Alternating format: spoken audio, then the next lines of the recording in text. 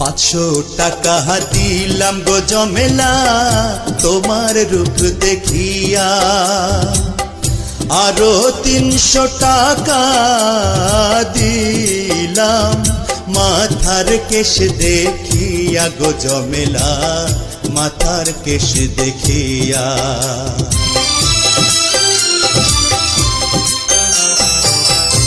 এমনি কইরা বইলেন না গো আমি লাজে মরি, টাকা করি চলে যাবে রইবে আপনার স্মৃতি গো সাহেব, রইবে আপনার স্মৃতি।